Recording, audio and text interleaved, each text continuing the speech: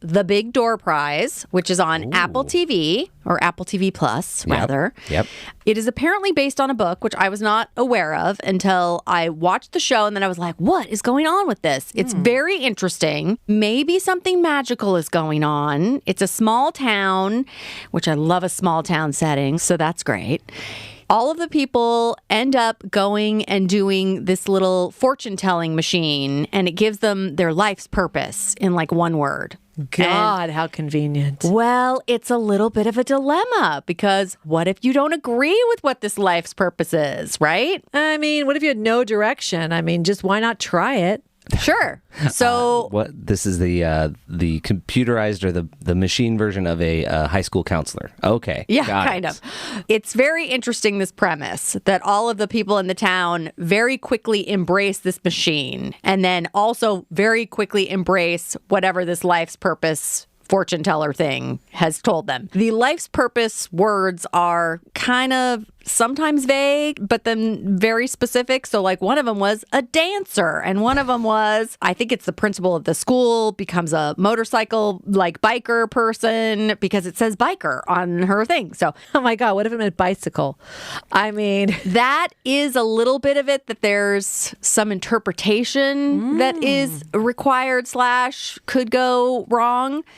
So it stars Chris O'Dowd, who is delightful. Really love him. Yeah. Most people, of course, remember him as the love interest in Bridesmaids. Kristen Wiig, he played the cop. Yes. So he's great in this. He's the main character. And initially, he's really not into this fortune-telling machine that also, side note, mysteriously showed up in this town. Nobody knows how it got there. It just was like in this general store one day.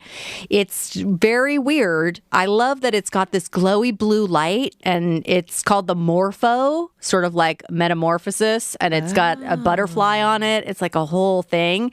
And the town really quickly is like, yeah, we love this thing. We're not even concerned that it's all maybe magical and came from who knows where. Well, was it an awesome town before? Or was it kind of maybe they all could use some push in a direction, any direction? Maybe. It's a cute town, though. Okay. I mean, people seemed not dysfunctional, so it wasn't that big of a problem that they were like, oh, God, somebody, please tell me what to do. Everybody seemed to be doing okay.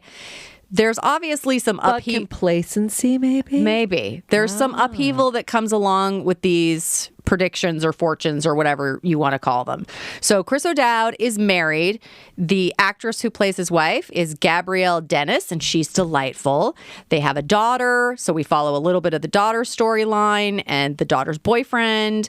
They're both very good. These young people, they're in high school. Chris O'Dowd's character is a teacher in the high school. His life's purpose is one of the funny, not great life's purposes. And what is he going to do about that? Initially, he is not interested in finding out. And then when he does, it's a real wah-wah.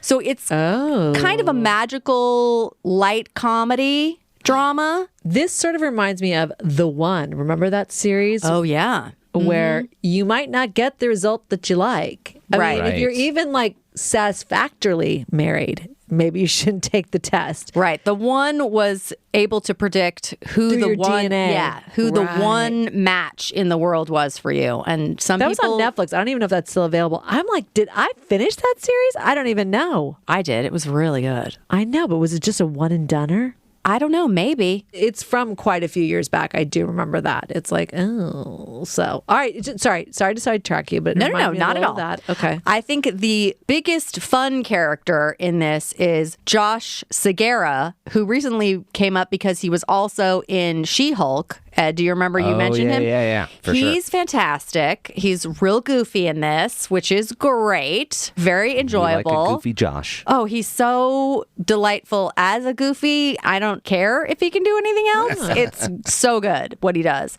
So anyway, that is The Big Door Prize, and I will probably figure out if I can listen to the audiobook and see if they line up. The season 1 is a little bit of a cliffhanger. So I hope that they continue on. But for right now, I thought it was still very good and enjoyable to just watch this first season.